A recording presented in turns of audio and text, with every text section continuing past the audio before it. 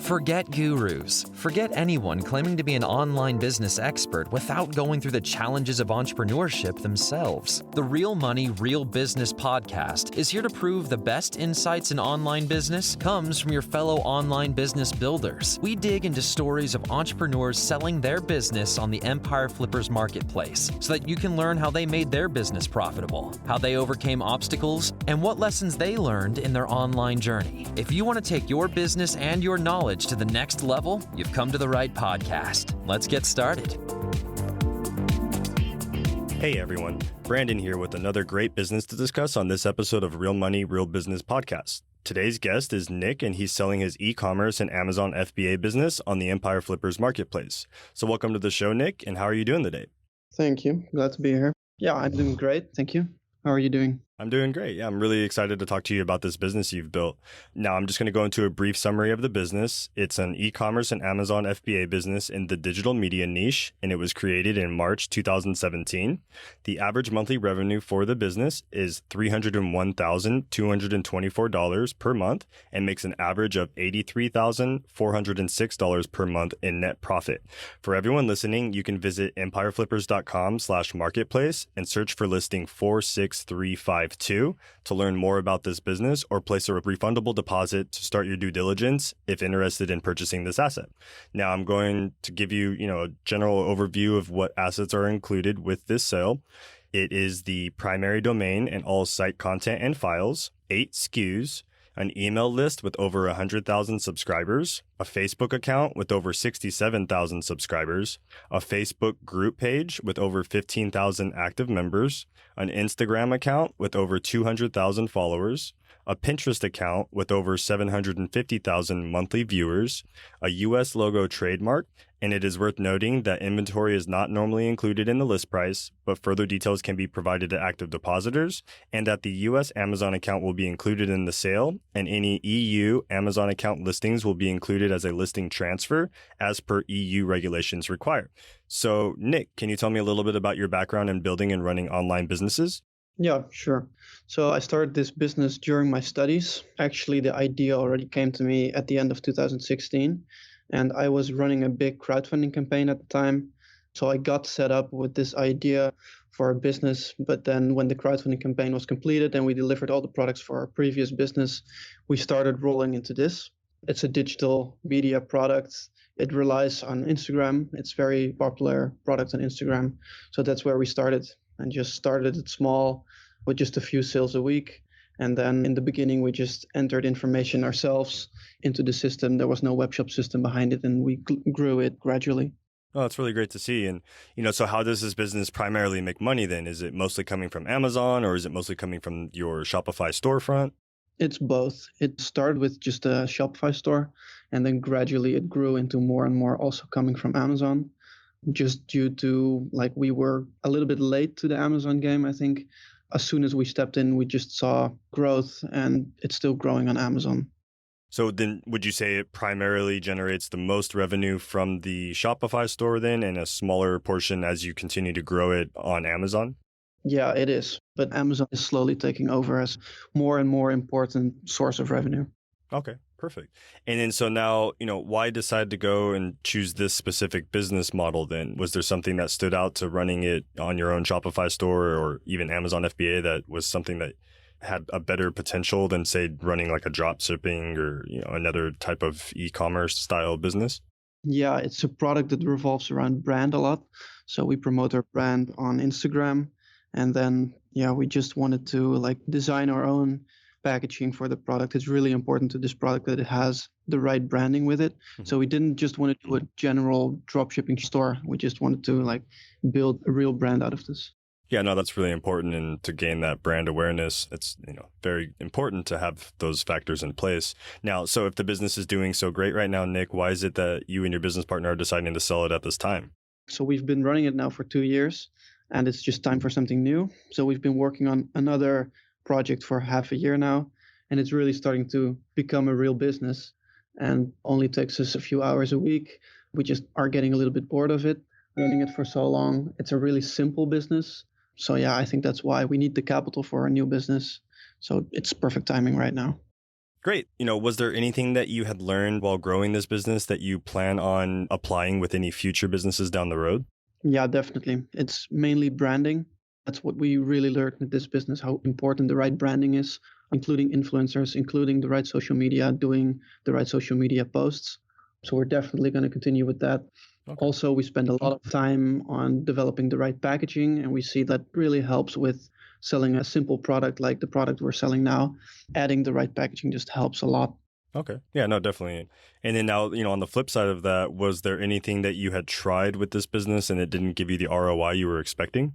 We've tried out multiple social media, like, for example, Pinterest, and you don't see an immediate return. And it's always a little bit of a guess if revenue is indirectly still coming from Pinterest. So it gains us a lot of traction, but we don't see any direct results on our ad spend there. So we just keep that for what it is. We keep the content on there and people like it, but people don't directly buy from there. Yeah, that makes sense. Now, would you say that a majority of the traffic then, as mentioned earlier, comes directly from Instagram and maybe Facebook as well? Yeah, it's mainly Instagram and Facebook. Okay. And are you doing any other forms of marketing, such as, utilizing the email list and sending out promotions that way, or? Yeah, we do. So we grew a quite large email list.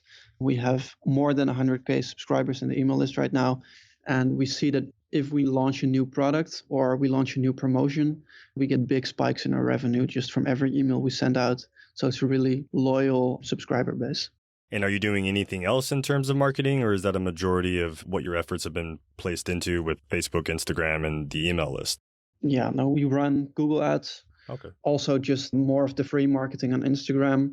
We placed our product in the market in such a way that's really easy for people to share it. So we just get a lot of free traffic from there. Awesome. Now, can you describe the process of how you're getting your inventory to the customer, whether it be from the Shopify storefront or even from Amazon FBA? Yeah, so we got really lucky on a supplier. Like in the first days, we already found a supplier that has stuck with us since until now. And the supplier built the main product, but also we ship all of the packaging materials and everything to him, and he does the shipping to the customer for us as well. So the product is shipped from China. He ships it to the customer directly, or he ships it to warehouses that we have in Europe or Amazon warehouses in Europe and America. And then from there, the product gets sent out to the customer. Okay. It's nice that your suppliers, kind of handling some of that, logistical issues, associated with sending to multiple warehouses or even just directly to customers. So that's good to see that you've already had that in place for a potential buyer to kind of take up from there. Now, personally, Nick, if you were to keep this business, what are some of the ways that you would try and grow it yourself? So far, we haven't done anything in retail yet. And I think the product we're selling is a really easy product to buy, like at the counter as a last purchase somewhere in, for example, Best Buy or maybe a camera store.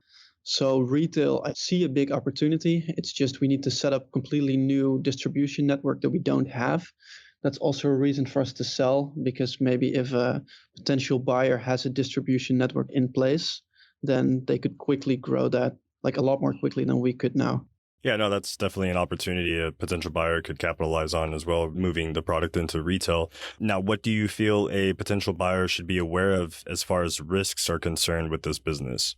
In the beginning, when we started this brand, we thought it might be a little bit of a trendy product, like a fidget spinner, like maybe it would pass. The business exists for 2 years now, and we still don't see that. We still see growth, but we're always a little bit scared that we might peak at some point, and then so many people have seen the product, it becomes so popular on Instagram, for example, that it just dies out. We're always a little bit afraid, but so far that hasn't happened yet. And then now, can you describe, some of the typical tasks that you're doing on the business every week, or the amount of work that you're spending on the business currently? It's mainly just checking our Upwork freelancers, if they are doing a good job, just a little bit of management there. And then in the supply chain, there's some manual work. So for example, shipments to Amazon, they don't happen that often. They happen every few weeks, but still I do those manually just because I want to be in charge of that and don't give those big important orders out to our supplier. Mm-hmm. That's about it. So it's a couple hours a week, I think around 5 or 6 hours a week. So then, is there any specific skill set that you feel a potential buyer should already have prior to purchasing this business? Or is it fairly manageable through just, a team of VAs and then just contacting with the supplier themselves? Yeah, in terms of management and in terms of product, I think it's really simple. They should have basic knowledge of Facebook ads, just ads in general, because a part of the business is still reliant on ads. So if that would drop out because a buyer doesn't have doesn't have the right skills, then quite a big portion of the business would also go with that.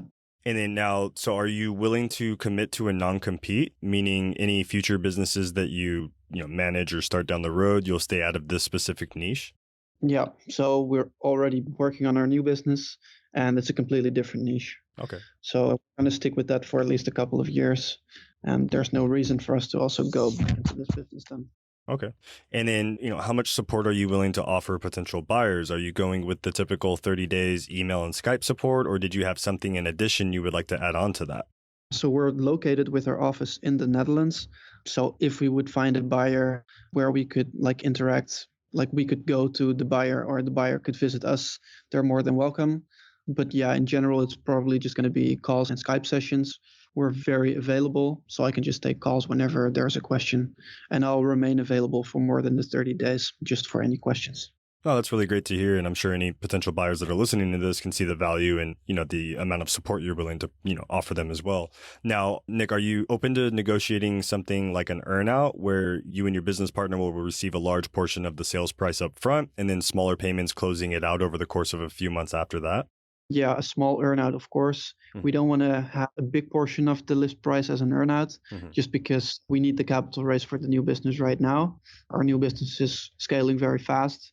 So that's why we don't want to spread that out over too many months. Yeah, that makes sense. And then, Nick, putting yourself in the shoes of a buyer, why do you think that this business is worth buying? So for example, if a buyer already has a distribution network for retail in place, then I think it would be a steal, just because if they're in the niche that we are selling the business in with retail, they could instantly double the business in size just by putting it at the counter in retail places. It's a really simple product for that, and it also, with the right packaging, I think it would work without any adjustments. Then as well, I think it's a nice addition for a portfolio just because it's such a different product. It works really well with social media, so it could also cross-brand all of the products that a potential buyer might already be selling. Yeah, no, definitely. It's, just from seeing the structure of the business in the background as well, I can definitely see the potential that this product and the product lines that you have with this offer in the retail market as well. Now, just a few sideline questions for you, Nick. Is there anyone who inspired you while you were building this business that our listeners might like as well? Yeah, of course, there are many. We mainly look at online brands that are really good on social media. So we're looking at brands like Suspicious right now, which is a clothing brand, which is really close to us in the Netherlands. They just get it, like the social media part. And that's always has been the most fun to us, just to interact with potential customers via social media, answer all comments, just doing what they want to see. I think that's the best example I have. So what advice would you give to our listeners that you wish you knew when you started this business? Well, in the beginning, we screwed up with, for example, the supply chain and packaging. So we've had times where we ran low on inventory and therefore had to scale down our ads to make sure we didn't run out of inventory. I think that's basic business knowledge. Just you need to have some system in place to keep your inventory in the right levels. But it has screwed us over in a few instances. So just, don't do that. Okay. So just be prepared to have, all of the logistics in order and running to the best of their performance abilities prior to getting things rolling. Yeah, no, that's really quality, information. Was there any software or tools that really helped you at the start or even during the time you were managing this business? Yeah, Shopify is great. You can start right off the bat. It has almost everything you need to sell built in. So it's easy to accept all the different forms of payment. All the automatic emails were sent out in the beginning from Shopify. We have a different system for that now. But yeah, just automate as much as you can. And Shopify does 80% of the work in the beginning. So that's great. Yeah, definitely. And having your business already optimized with Shopify make it that much easier to transfer it to the next owner of the business, and having that platform, already established is always a great thing to have. Now, what was it that drove you or maybe even motivated you while you were running this business? It's just seeing the growth, mainly on social media, But even like if I'm at a party with some friends, most of the time there's a person in the group who knows the product. That just feels very good as a product owner to know your brand is so well known. So I think that motivated me for a long time. Yeah, definitely. It's, being recognized for a product that you're selling, especially with, today's market, and it's always a good feeling. Now, was there anything else that you'd like to share, Nick, that I might have missed during this call? No, I think that was a pretty well concluding interview. No, I don't think so. All right. Well, thanks for listening, everyone. To learn more and to see if this listing is sold or to place a deposit, head over to empireflippers.com/marketplace and search for listing number 46352. If you're watching this on YouTube, click the link in the description to go straight to the listing. And by placing a deposit, you'll be given everything you need to know about this business. So until next time, enjoy your digital journey.